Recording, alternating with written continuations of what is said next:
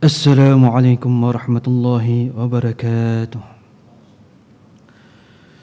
نويت التعلم والتعليم والتذكر والتذكير والنفع والانتفاع والإفادة والاستفادة والحث على التمسك بكتاب الله وسنة رسوله والدعاء إلى الهدى والدلالة على الخير ابتغاء وجه الله ومرضاته وقربه وثوابه سبحانه وتعالى. آمين. Sahaja kami belajar dan mengajar, mengambil dan memberi peringatan, memberi dan mengambil manfaat, memberi dan mengambil faedah, mendorong kepada berpegang teguh dengan kitab Allah Subhanahu wa taala dan sunnah Rasulullah sallallahu alaihi wasallam, menyuruh kepada hidayah Allah Subhanahu wa taala dan memberi petunjuk kepada kebaikan kerana semata-mata mengharapkan kepada redha Allah Subhanahu wa taala, mendekatkan diri serta mengharapkan pahala daripada yang maha tinggi lagi maha suci. Amin Allahumma amin. Alhamdulillah Rabbil Alamin. Syukur kepada Allah Subhanahu wa taala dapat bertemu dengan tuan-tuan dan puan-puan yang dirahmati Allah.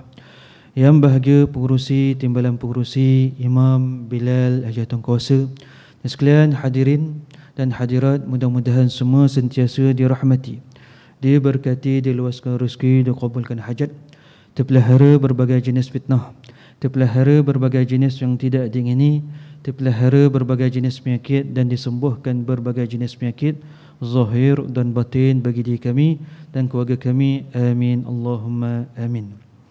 InsyaAllah kita sambung balik tafsir juzuk yang 30. Kita masih lagi dalam surah Ad-Duha yang bermaksud permulaan siang. Surah yang 93, ada 11 ayat. Kita dah sampai pada ayat yang nombor 8. Wa wajadaka 'ailan fa'aghna, dan ia dapati engkau miskin lalu diperkayakannya. Yakni bukankah engkau dahulu miskin, tidak mewarisi harta pusaka dari ayahmu yang meninggalkan dunia, sedangkan engkau baru 2 bulan dalam kandungan ibumu, hanya mewarisi seekor unta dan seorang hamba sahaya perempuan. Lalu engkau dikayakan tersebut utang dalam perniagaan dan beristerikan Siti Khadijah binti Khuwailid, seorang janda hartawan lagi budiman. Kemudian mendapat pula sebilangan harta tawaran perang. Nabi SAW, ayat ini sebagai surat Duha, diturunkan kerana nak menenangkan perasaan Nabi SAW, kerana Nabi dapat wahyu selepas tu makan masa yang lama tak dapat wahyu. Turun surat Ad-Duha nak menenangkan jiwa Nabi SAW. Maka Allah Subhanahu wa taala kata, didapatkan kamu dalam keadaan wa wajadaka 'ailan, didapatkan kamu dalam keadaan tak ada benda yang boleh tercapai. Maksudnya tak ada harapan untuk ada kekayaan dalam kehidupan. Masa je Nabi SAW, masa je dalam kandungan lagi ayah yang sudah meninggal. Dalam masa belum lagi menjadi remaja, ibunya sudah wafat. Lepas tu dihantar pula dijaga oleh Abdul Muttalib, atuknya. Atuknya juga wafat dalam bapa masa je budak lagi. Lepas tu barulah dijaga oleh Abu Talib, iaitu bapa saudara Nabi SAW, sampailah dia menjadi remaja dan kahwin. Dalam perjalanan Nabi SAW, Nabi tak tahu benda yang akan datang, benda yang akan berlaku tu macam mana. Ada benda yang Nabi dapat tahu dengan jelas, ada benda yang Nabi tak dapat tahu dengan jelas. Ada benda yang jelas pada Nabi SAW, tapi Nabi tak bagi tahu pada kita. Macam tarikh kiamat, Nabi tahu dengan jelas, tapi Nabi tak bagi tahu kat orang. Nabi tahu hari yang jelas, hari apa yang diturunkan malam Lailatul Qadar, tetapi Nabi tak bagi tahu dengan jelas dengan sahabat-sahabatnya, sampai kita pun tak tahu. Maka bila Nabi SAW tak bagi tahu dengan jelas, Nabi hanya bagi tahu clue. Kadang-kadang clue tu kena ataupun tak kena. Maka dah sampai pada masanya baru kita tahu dengan tepat. Tak sampai dengan masa ni, masih lagi kita dalam teragak-agak. Macam contohnya Dajjal, Nabi bagi tahu keluar. Imam Mahdi bagi tahu dalam hadis ni akan keluar. Nabi Isa bakal akan turun. Kita yakin terhadap apa yang dikatakan oleh Nabi SAW, tapi hari dia keluar bila? Semua orang tak tahu. Anggaran tahun, mungkin tahun ni, mungkin tahun depan, mungkin tak tahu kan, dan sebagainya. Nabi tak tahu. Nabi tak bagi tahu tarikh dengan tepat. Bila tak bagi tahu tarikh dengan tepat, maka kita dalam keadaan sangkaan-sangkaan. Imam Mahdi, ada orang kata umurnya 18 tahun dia akan jadi imam. Dia akan isytihar diri di Mekah umur 18 tahun. Itu ulama-ulama Mekah yang kemukakan benda itu. Kalau kat Malaysia umur 40 tahun, yang majoriti ramai dengar. Lepas tu kalau kita belajar kitab hadis pula, ada ulama muhaddisin mengatakan umurnya 53 ataupun 54 baru isytihar diri sebagai Imam Mahdi. Ada 3 pendapat ulama. Ada yang mengatakan 18 tahun, ada mengatakan 40 tahun, ada mengatakan 53 dengan 54 tahun. Mana satu yang betul? Wallahu a'lam. Ini andaian daripada kajian ulama, kemungkinan umurnya 18 tahun, kemungkinan umurnya 40 tahun, kemungkinan umurnya 53 tahun ataupun 54 tahun. Macam mana kita nak tahu dengan tepat? Dah muncul dia baru kita tahu dengan tepat. Sebelum muncul dia, kita hanya dalam dunia sangkaan, sangka-sangka. Sama juga dalam siapa yang akan merintah Malaysia ni, akan datang ni, itu semua dalam sangkaan. Dah sampai masa baru kita tahu. Tetapi dalam sangkaan kita ni, kita kena banyak berharap kepada Allah Subhanahu Wa Taala, berdoa supaya pemimpin yang baik, fikir tentang masyarakat, fikir tentang rakyat, sesusah-susah mana rakyat dia dapat fikirkan, dia dapat tolongkan. Itu yang kita minta. Kita hanya, kekuatan kita hanya pangkah satu undi je. Tak banyak, kita satu je. Satu je. Maka siapa yang akan merintah, wallahu alam. Tetapi sangkaan kita, kita nakkan baik. Nakkan baik. Itu yang kita, orang yang beriman. Apa orang kata boleh jadi, boleh tak jadi. Bila dah sampai masa tu, itulah ketetapan Allah Subhanahu Wa Taala. Sebelum sampai, kita doakan yang baik-baik. Maka dalam keadaan kita menunggu, macam contohnya, siapa akan memerintah ni? Macam-macam andaian ada. Ada orang kata macam ni, ada orang kata macam ni, ada orang kata macam tu. Macam-macam lah. Ada yang buat kita marah, ada yang buat kita tenang, ada buat berbagai-bagai. Berbagai-bagai. Kalau kita yang dah faham, kita tunggu dan lihat. Kita tunggu dan lihat. Tak perlu nak marah, tak perlu apa, kita tunggu dan lihat. Maka dalam keadaan tunggu dan lihat, kita ada harapan supaya benar tu, keadaan tu baik. Sama juga Nabi SAW. Nabi SAW dia tak tahu. Dalam umurnya 41 tahun, dia tak tahu apa akan jadi dalam 42 tahun. Dia tak tahu apa akan jadi pada 43 tahun. Dia tak tahu apa akan jadi pada umur 50 tahun. Dia tak akan tahu apa akan jadi pada umur 60 tahun. Nabi tak nampak. Bila tak nampak, maka Allah Subhanahu Wa Taala ingatkan kita balik, pada masa kamu dilahirkan, ayah kamu ada tak? Tak ada. Kamu boleh hidup tak? Boleh hidup. Walaupun susah payah, boleh hidup tak? Boleh. Lepas tu, perjalanan selepas tu pula berlaku tak? Ada pertolongan tak? Ada pertolongan dengan atuknya. Lepas tu atuk meninggal pula, ada masalah? Ada masalah. Tetapi ada pertolongan tak? Ada pertolongan menjadi keluarga angkat seperti ayah dia sendiri, itu Abu Talib. Lepas tu sampai berlakunya perkahwinan dengan Siti Khadijah. Semua tu benda yang lepas yang jadi. Maka akan datang pun akan ada bantuan di sisi Allah Subhanahu Wa Taala yang kamu perasan ataupun tak perasan, tahu ataupun tak tahu. Itu yang Allah Taala kata, wa wajadaka 'ailam fa aghna. Kamu jadikan kamu dalam keadaan-keadaan terkapai-kapai, tetapi kamu sentiasa diberi bantuan. Sentiasa akan ada kekayaan dalam segi pertolongan, kekayaan dalam segi makan dan minum, kekayaan dalam segi penghidupan. Maka tetap Allah Ta'ala ada beri perjalanan, walaupun perjalanan itu ada susah dan payah. Maka bila turunnya ayat ni, ada ayat-ayat lain akan turun. Bila ayat-ayat lain itu turun tu, maka Nabi SAW makin tenang turun ayat demi ayat lain. Sebab apa? Dia nampak Allah Ta'ala yang atur perjalanan hidup dia, atur untuk macam mana keadaan Rasulullah SAW di Mekah, Allah Ta'ala atur, lepas tu disampaikan di Madinah, Allah Ta'ala atur di Madinah. Nabi SAW tahu ke orang Madinah akan menyokong Nabi SAW masa ketika turun ayat? Rasulullah tak tahu. Apa bukti Rasulullah tak tahu?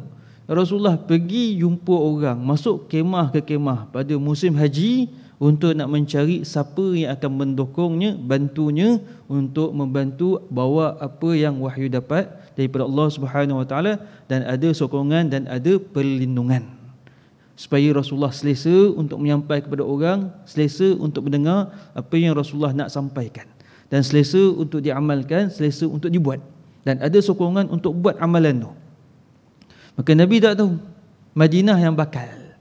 Tahun yang ketiga baru Rasulullah dapat jumpa dengan 12 orang pemuda Yasrib, 12 orang pemuda orang yang datang di Madinah nak pergi buat haji. Dan musim haji Nabi jumpa dengan mereka, duduk di unggu api, buat bulatan, duduk kat situ pandang berapi, duduk memikir apa nak jadi dengan kampung kita, apa nak jadi pada tempat kita ni. Sentiasa gaduh antara satu sama lain, ekonomi rosak, apa gini, siapa yang akan bantu?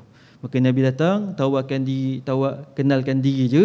Maka bagi tahu boleh tak mereka menyokong terhadap Nabi, dan mereka buat perjanjian dengan Nabi, adakah Nabi akan bersama dengan mereka sampai Nabi wafat.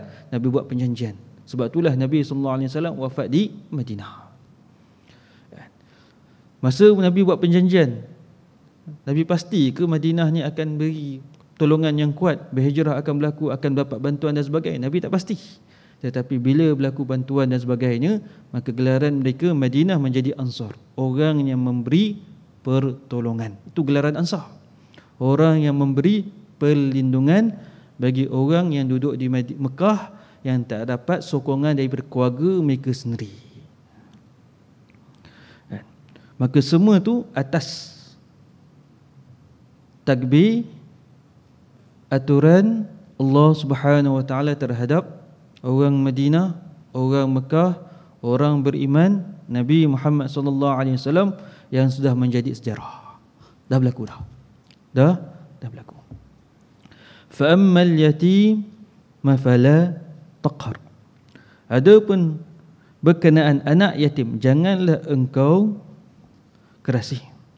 Yakni setelah menyebutkan 3 macam nikmat itu, Allah berwasiat pula kepada ni supaya menyantuni golongan yang berikut, iaitu ingatlah kepada anak-anak yatim. Janganlah engkau kerasi dengan menganiaya dan memakan hartanya, kerana dahulu engkau pun anak yatim.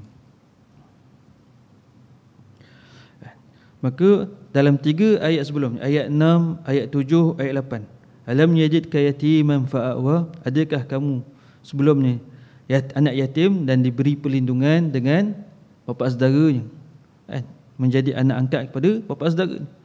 Dan wajadaka dhalan fahadah, kamu dalam keadaan sesat, teraba-raba, diberi petunjuk. Lepas tu wajadaka a'ilan fa'ana, jadikan kamu dalam keadaan tak ada apa benar, tak ada apa benar yang boleh dapat berjalankan kehidupan dengan sempurna, tetapi dikayakan oleh Allah Subhanahu Wa Taala dengan takdir yang ditentukan oleh Nabi sallallahu alaihi wasallam, dengan perniagaannya, dengan kahwin dengan Siti Khadijah dan sebagainya. Maka 3 ni diingatkan Rasulullah, Allah Ta'ala ingatkan kepada Rasulullah, begitu juga ingatkan pada diri kita. Macam mana kita boleh hidup sampai sekarang ni dan berbagai benda yang baik berlaku dan ada benda yang tak baik berlaku. Macam mana kamu boleh sampai pada hari ini masih lagi hidup? Walaupun dalam kehidupan ada benda yang menyakitkan, takkan tak ada benda yang menyenangkan, takkan tak ada benda yang melapangkan dada kamu. Dalam perjalanan ada benda yang baik berlaku, ada benda yang tak baik berlaku. Benda yang baik dalam takdiran Tuhan, benda yang tak baik pun dalam takdir Tuhan. Apa yang berlaku pada Nabi, berlaku juga pada tiap-tiap individu manusia, dan begitu juga makhluk-makhluk yang lain. Lepas tu Allah Ta'ala keluarkan, fa ammal yatima fala takhar. Allah Ta'ala bagi pesan, dengan anak yatim jangan kamu berkeras, jangan kamu herdik, kamu menzalimi. Anak yatim ni banyak maksud. Anak yatim yang jelas iaitu orang yang lahir tak ada ibu, tak ada ayah. Itu anak yatim piatu. Anak yatim semata-mata yang lahirnya tak ada ayah ataupun tak ada ayah, tu anak yatim, kan?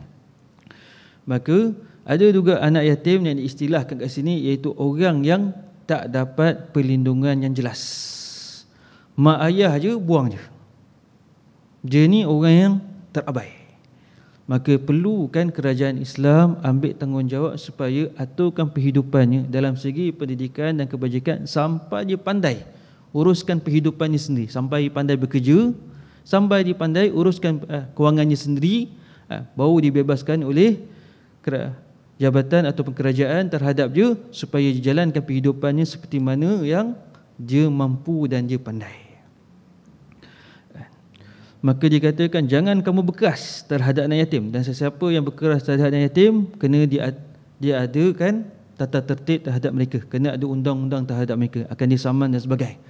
Maka bila berlaku pada zaman Nabi SAW, zaman kita sekarang ni anak yatim ni maksudnya bila ada musim Ramadan kita banyak sedekah pada anak yatim.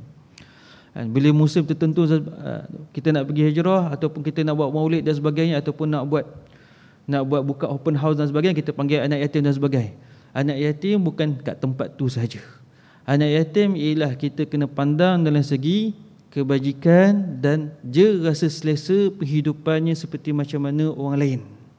Orang lain ada mak dan ayah, dia nak rasa macam ada mak dan ayah. Kena ada orang yang menjadi keluarga angkat, ibu angkat, ayah angkat kepada mereka supaya mereka rasa selesa dan mereka ada orang yang boleh mendengar masalah mereka dan boleh mencerita tentang masalah mereka, dan orang tu boleh tunjuk ajar untuk macam mana nak menyelesaikan masalah dalam kehidupan. Zaman sekarang ni ada orang yang ada mak dan ayah tapi mereka rasa macam tak ada mak dan ayah. Banyak. Kalau kat Malaysia ni ramai. Itu yang jadi jahat, itu yang terlibat dalam dadah, itu yang terlibat dan sebagainya. Maka kalau mak ayah betul kasih sayang mereka terhadap mereka ikut agama yang sebenar, maka anak mereka tak berani nak langgar apa-apa yang mak ayah mereka tak suka. Kerana sayang, mereka tak berani nak langgar. Kalau kerana takut dengan mak ayah mereka tak berani langgar, waktu ketika mereka dah ada keberanian, umur 18 tahun, dah pandai kerja, dah pandai cari duit, dah pandai urus rumah sendiri, mereka akan tunjukkan mereka tak perlu lagi pada mak dan ayah. Kenapa? Mereka bukan takut lagi, mereka dah berani, mereka dah boleh berjalankan hidupan sendiri. Maka dalam keluarga bukan dihidupkan dengan ketakutan, dihidupkan dengan kasih sayang. Bila hidup dengan kasih sayang, anak-anak tak berani dengan mak ayah bukan sebab takut, sebab menghormati, sebab sayang tu tinggi. Sayang tinggi. Ramai yang dipujuk untuk keluar agama Islam dengan ujian-ujian yang ada. Macam Ustaz Abid, dia kena dengan mahkamah dengan tuduhan tertentu. Lepas tu sampai sekarang ni tak tahu apa cerita. Lepas ke tak lepas dah diam. Ustaz Abid pun tak cakap, orang lain pun dah apa. Dia lepas ke, dia tak lepas ke, jatuh kesalahan ke tak kesalahan tak tahu. Sebelum Ustaz Abid ni ramai ustaz-ustaz yang kena. Ramai ustaz-ustaz yang kena. Salah seorang daripada ustaz yang saya kenal, dia kena. Bila dia kena, dia bercerah. Dia kena sebab ada seorang daripada anak didik daripada universiti, ada anak didik itu mengandung anak orang lain. Lepas tu ayah kepada anak didik itu orang besar. Maka nakkan seorang ustaz ni yang menjadi pensyarah ni kahwin dengan anak je.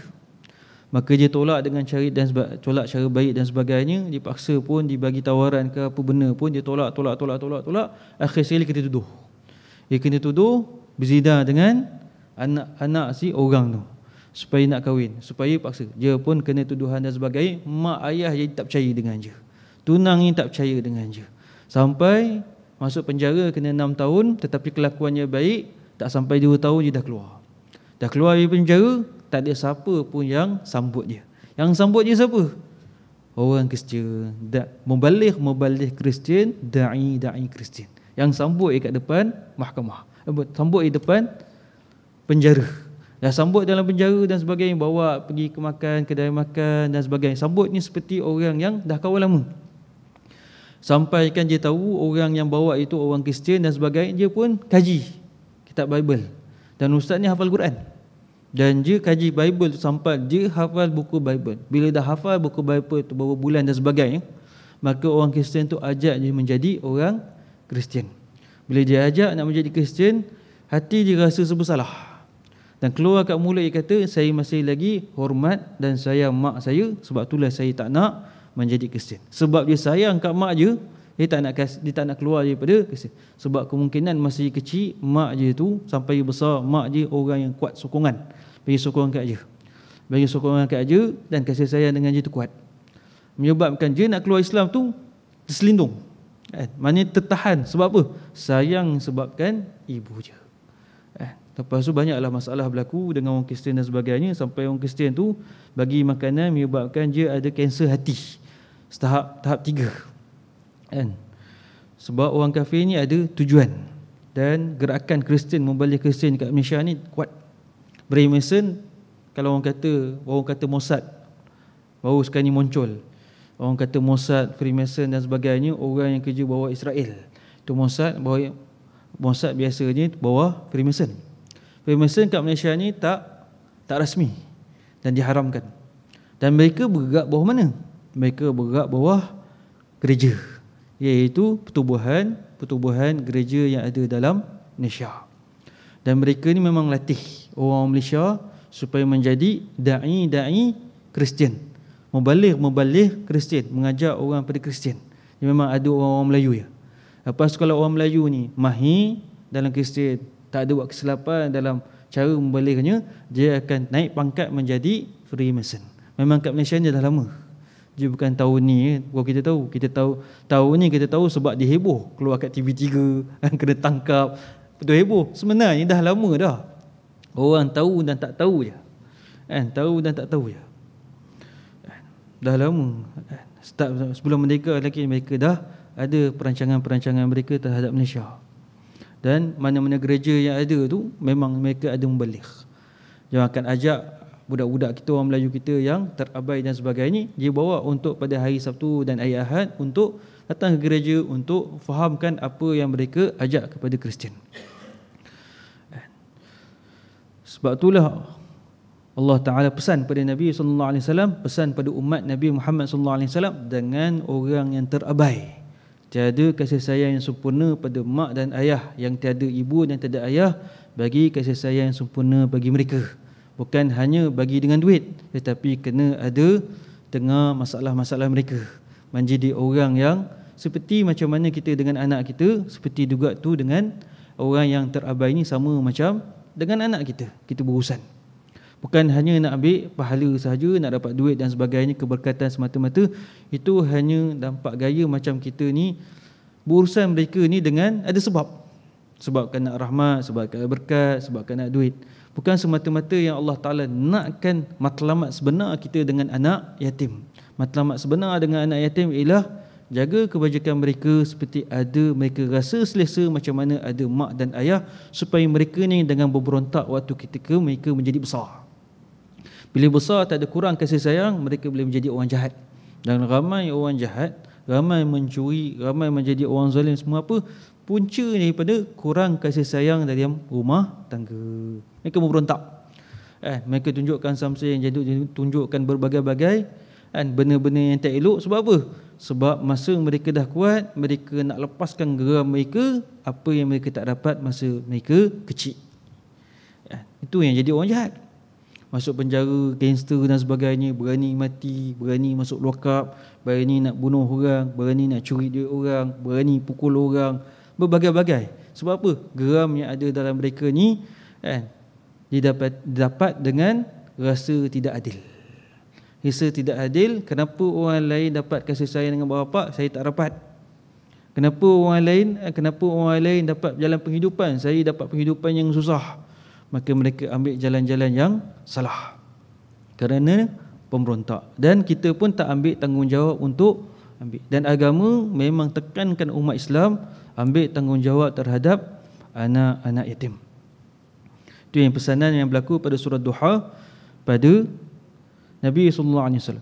Dan kalau kita jaga anak yatim dengan kasih sayang, kita jaga dengan orang-orang yang terabai dengan kasih sayang, kebajikan kita akan terjaga. Mana-mana syarikat yang jaga anak buah syarikat tu, pekerja-pekerja syarikat dengan kasih sayang, dengan sempurna, maknanya kebajikan mereka jaga, dia punya ekonominya akan naik. Dan mana syarikat-syarikat yang tak jaga anak buah je, biasanya ekonominya kalau keuntungan 1 tahun 51 juta, kemungkinan turun 50 juta, 49 juta, lepas naik balik, turun balik, dia tak naik.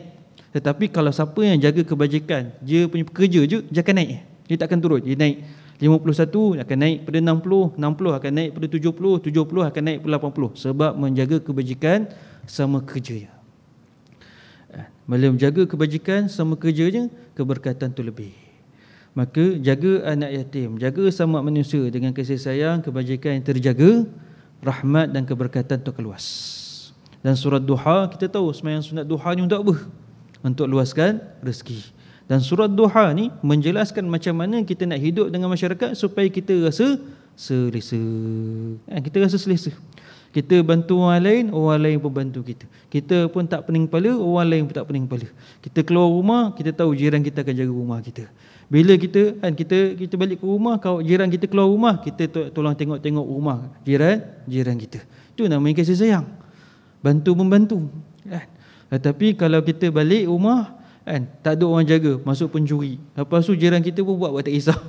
Lepas tu kita pun tengok jiran kita kena curi, kadang pada muka kita pun padankan orang lain pula, padankan jiran kita pula. Jiran kita dah kena curi, rumah kita curi, buat tak kisah, sekarang kamu pula kena. Semua akan jadi rugi. Semua akan jadi rugi. Wa amma sa'ila fala tanhar. Dan berkenaan permintaan, janganlah engkau tengking.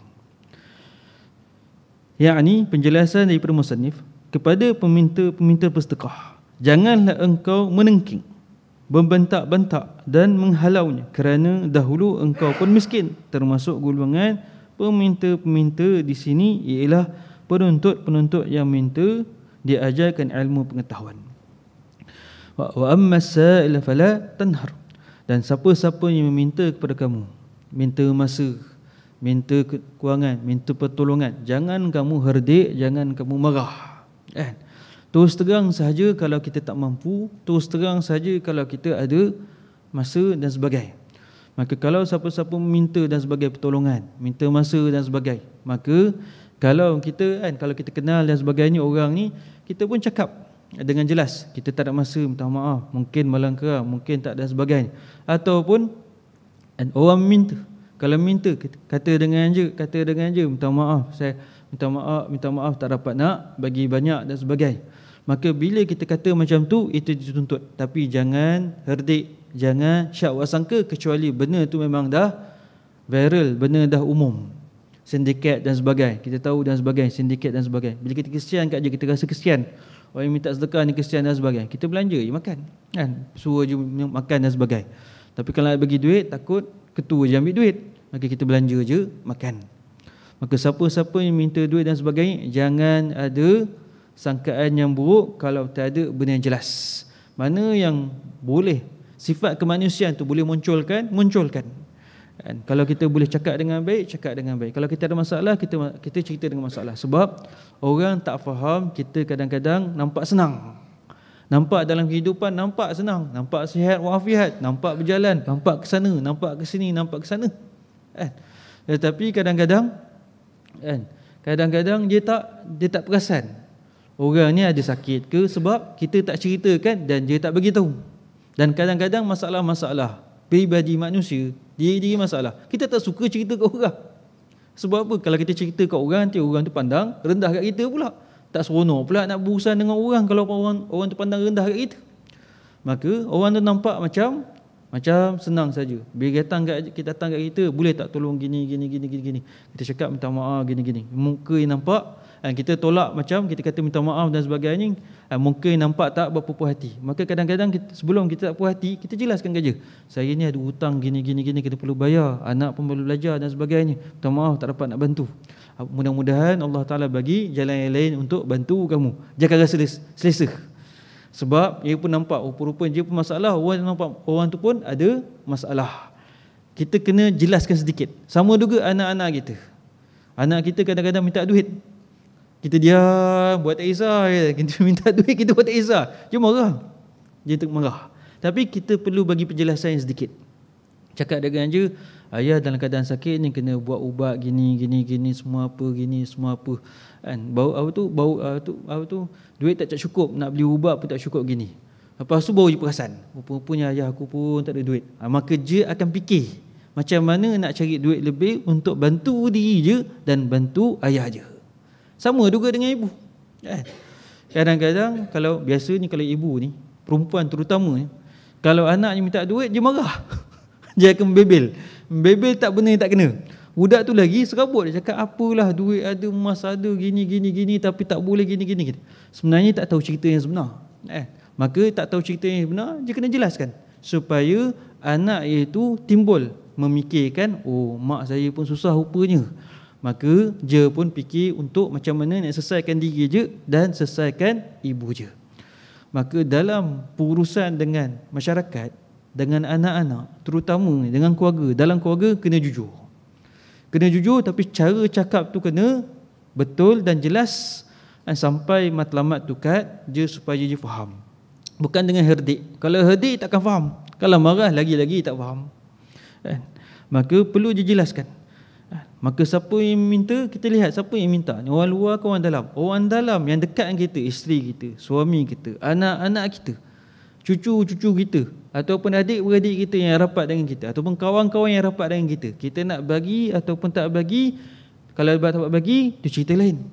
Kalau tak dapat nak bagi, maka kita kena cakap dengan elok, biar jelas kita dalam keadaan kenapa kita tak boleh nak bagi, ada masalah dan sebagainya. Maka pandai dalam segi perkataan supaya jangan ada salah faham, terutama yang dekat dengan kita. Yang jauh, kita kata kalau tak ada, saya tak boleh bagi, minta maaf adik, kalau tak makan saya boleh belanja, itu tak ada masalah orang luar. Tapi orang yang dalam dekat dengan kita kena lebih berhati-hati, kerana mereka ni boleh mengganggu emosi kita kadang-kadang. Kalau dia orang marah, dia marah kita sekali, kita pun jadi angin.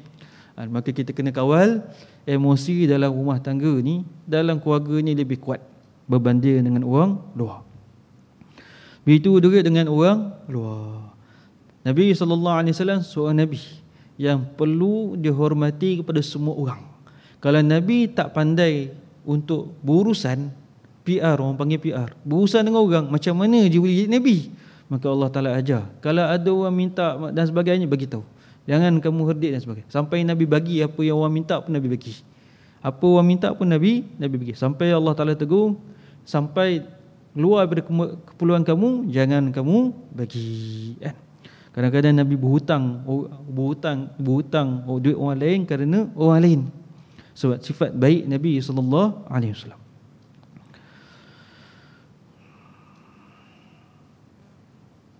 Nasihat dalam surah Duha ni, anak yatim kena bagi keselesaan. Orang yang minta pertolongan, apa jenis permintaan, kita jangan herdik, kita jangan pelih, kita selesai dengan cara yang baik. Yang nombor 3 pula, wa amma bi ni'mati rabbika fahaddits. Dan berkenaan dengan nikmat Tuhan, perlihatkanlah. Yakni, dan dengan sebab engkau menerima nikmat Allah Subhanahu wa taala, iaitu pangkat kenabian dan kitab Al-Quran, hendaklah engkau sampaikan pengajarannya kepada orang ramai. Perlihatkanlah dan cakapkanlah hal itu kepada mereka sebagai tanda syukur kepada Allah Subhanahu wa taala, dan memperkatakan nikmat-nikmat Allah yang lain itu pun menunjukkan tanda berterima kasih dan bersyukur kepadanya. Wa amma bi ni'mati rabbika fahaddits. Dan apa nikmat-nikmat yang Allah Ta'ala bagi pada diri kita, maka kena diceritakan. Benar-benar perjalanan yang baik boleh dibuat contoh, kita bagi tahu ke orang. Benar-benar buruk yang boleh buat iktibar, pengajaran, kita kena ceritakan. Kenapa? Kerana segala apa yang berlaku mesti ada hikmah. Sebab apa yang berlaku dalam kehidupan kita, apa yang kita tahu, benda yang kita tak tahu, kita rasa benda tu penting, kita rasa benda tu tak penting, kita rasa benda tu langsung tak penting, semua tu ada sebab-sebab sampai dalam kehidupan kita. Maka benda yang boleh buat ibrah, boleh buat iktibar, boleh buat peringatan, maka kita cerita kepada orang sebagai sama-sama ada peringatan. Kalau benda tu boleh menyebabkan kita rasa syukur, kita rasa kehebatan, nikmat dalam segi kebaikan, perjalanan orang tertentu, kelebihan-kelebihan orang tertentu, kita ceritakan supaya kita dapat ikut. Kan? Kita dapat ikut. Kan? Bila kita dapat ikut dalam perjalanan hidup ni, benda yang baik kita ceritakan supaya orang boleh ikut. Benda yang tak baik kita ceritakan supaya jangan diikuti. Dengan cara yang hikmah, bukan untuk penghinaan. Itu yang dikatakan amma bi ni'mati rabbika fahaddis. Tetapi nikmat-nikmat yang dapat pada diri kita, macam contoh yang kita dapat pangkat, naik pangkat, tiba-tiba dapat kereta, orang bagi hadiah kereta, rumah dan sebagainya.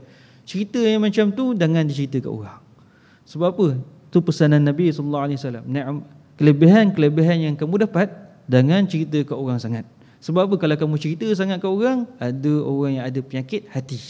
Itu namanya penyakit dengki. Kalau ada kelebihan-kelebihan sangat ni, jangan sangat-sangat junjuk ke orang. Kan? Kena dikurangkan. Dikurangkan kelebihan-kelebihan. Kan? Dia kadang-kadang bila ada orang ditunjuk macam, kadang-kadang ada setengah-setengah ustaz ditunjukkan kereta mewah je, kadang-kadang ditunjukkan dia punya rumah besar dan sebagainya. Maka agama tak berapa galakkan macam tu. Kalau tunjuk dia punya kerja tolong orang dan sebagainya, itu tak ada masalah. Macam ada setengah-setengah pemuda, ada parti-parti pemuda, dia kalau turun padang dengan kereta je, dengan bantuannya, kita tengok wah lain macam kereta kamu bawa dan sebagainya. Tapi dalam FB tak tunjuk kekayaan yang dia ada tu. Hanya bilik rantamu je yang penuh dengan kitab, tu saja ditunjukkan. Tapi kalau kita turun padang sekali dengan dia, cakap ini kaya raya betul je ni, mana yang dapat duit? Kan kita pun tanya, asalkan je pemuda je pun, kan, ketua pemuda macam mana boleh diet macam ni? Kan, duduk dan sebagainya. Tapi dalam FB langsung tak kemukakan. Sebab tangan ada orang syak wasangka. Kan, sama juga. Kenapa dia buat macam tu? Dia buat macam tu betul tak betul? Betul. Tapi kalau dia dapat duit tu dengan cara yang betul ataupun cara salah, tu cerita lain. Itu cerita lain. Kalau dia dapat duit tu dengan cara betul, kita pun tak tahu, mungkin betul, mungkin salah, itu cerita lain. Tapi cara dia dalam pamerkan diri dalam masyarakat, berkaitan dengan rumah je, berkaitan dengan barang, jam dan sebagainya, maka banyakkan orang yang suka pamerkan duit banyak dalam FB, dalam medsos, dengan Twitter dan sebagainya. Biasanya je ni, lama-lama ada orang curi duit je. Ada kawan saya dulu je ni anak dekan, orang yang buat UIA, pencara orang dekan yang buat UIA, salah seorang anaknya ni, dia ni dapat kontrak jual alat-alat muzik kepada orang-orang yang buat muzik, alat-alat muzik. Kalau alat-alat muzik dia dapat harga lebih kurang 1,000, dia boleh jual 10,000, 15,000 dan sebagainya. Maka dapat jual alat muzik dan sebagainya, jual. Maka hari-hari dalam beg dia tu 50,000. Dapat duit tu 50,000, masuk kat bank, pergi bank. Lepas tu ada orang kata dengan dia, kamu ni hari-hari bawa beg duit dengan harga 50,000. Itu tahun awal 2000, maknanya sebelum 2010. Bawa 50,000, 100,000, 150,000, itu paling tinggi kot. 153 bawa pergi bank dan sebagainya, untungan dan sebagainya.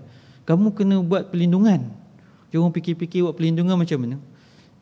Buat perlindungan, buat laporan polis, buat laporan yang je hari-hari pergi mana dan sebagainya supaya dapat perlindungan polis. Apa jadi? Selepas buat laporan kat polis, dia kena curi. Yang kena curi bukan kereta tu, beg tu yang disimpan satu tempat, kat tempat tu yang kena curi. Dia mengamuk dengan polis lain macam mengamuk je lepas tu. Bila jadi keadaan macam tu, normalnya kalau kita lihat ustaz-ustaz yang terkenal, macam ustaz-ustaz yang terkenal, biasanya ustaz-ustaz terkenal, biasanya dua orang ni ada pistol dalam kereta je. Normal ada pistol dalam kereta. Mereka masuk macam Ustaz Muhammad Amin, salah seorang terkaya ustaz dalam Malaysia. Pertama paling kaya sekali Ustaz Zaidrul, Ustaz Abid. Yang kedua ni Ustaz Amin, Ustaz Muhammad Amin. Ustaz Muhammad Amin ni kat kereta dia ada dua jenis senjata, pistol kecil dan senapang. Dan dia sentiasa ada latihan-latihan menembak. Dia ada lesen bawa senjata dan dia ada lesen untuk menembak. Sama juga dengan orang besar, iaitu penasihat orang yang dalam liga yang besar, maknanya dalam orang politik besar, macam penasihat peguam negara. Orang yang penasihat peguam negara bukan seorang, ramai. Maka kalau ada orang ni bawa kereta, kita tahu kereta ini bukan orang calang-calang, bukan macam Jaya punya kereta.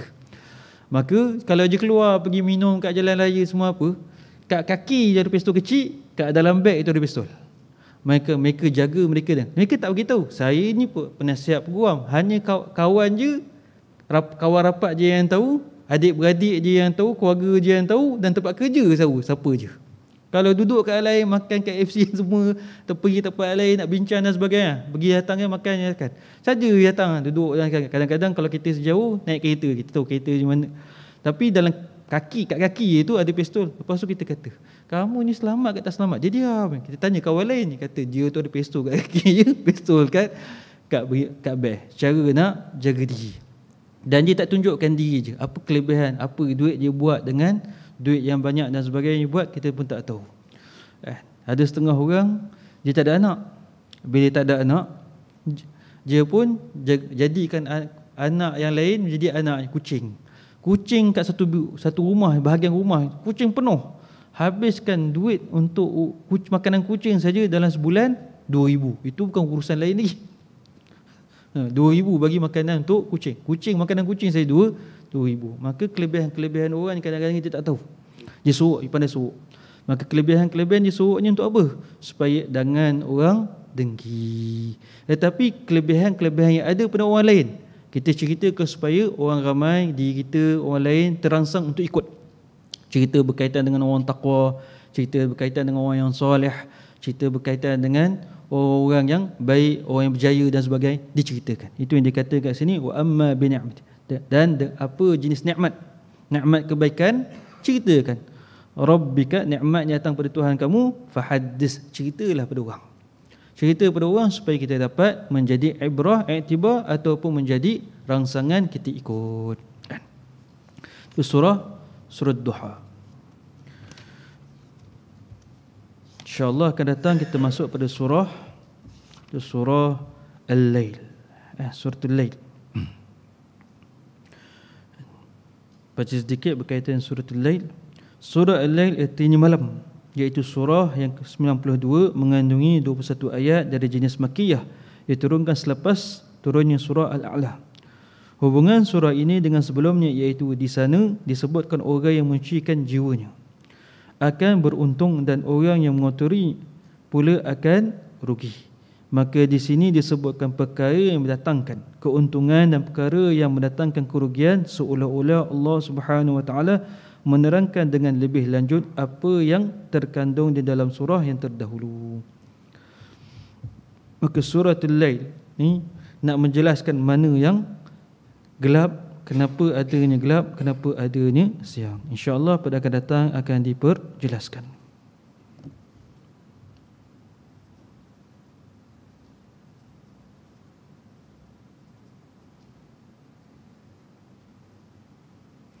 Ada pertanyaan tuan-tuan dan puan-puan yang dirahmati Allah?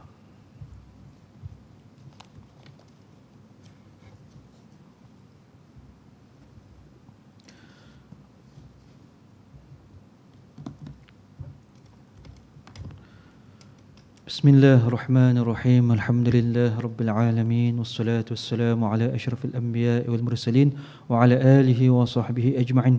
Ya awwalil awwalin, ya akhiril akhirin, ya alima fis sudur. Ya Allah yang mengetahui akan segala rahsia-rahsia kami, Allah. Apalah sekalian dosa besar, dosa kecil telah kami lakukan, ya Arhamar Rahimin. Apalah sekalian dosa besar, dosa kecil bagi ibu bapa kami, dan rahmatkanlah mereka sentiasa. Apalah sekalian dosa besar, dosa kecil bagi pasangan kami, anak-anak kami, cucu-cucu kami, keturunan kami, adik-beradik kami, kawan-kawan kami, jiran-jiran kami, sekalian mukminin dan mukminat, dan sekalian muslimin dan muslimat, ya Arhamar Rahimin. Rahmatkanlah kami sentiasa, berkatkanlah kami sentiasa, angkat segala laknat, angkat segala bala, angkat segala kesusahan, kepayahan, kesakitan yang sudah kena pada diri kami. Pimpinlah kami pada jalan yang benar supaya selamat di dunia, bahagia di dunia, selamat pada azab kubur, selamat pada azab akhirat, dan dapat masuk syurga-Mu, ya Arhamar Rahimin. Wa sallallahu ala sayyidina Muhammadin nabi ummi wa ala alihi wa sahbihi wa sallam. Walhamdulillah rabbil alamin. Assalamualaikum warahmatullahi wabarakatuh.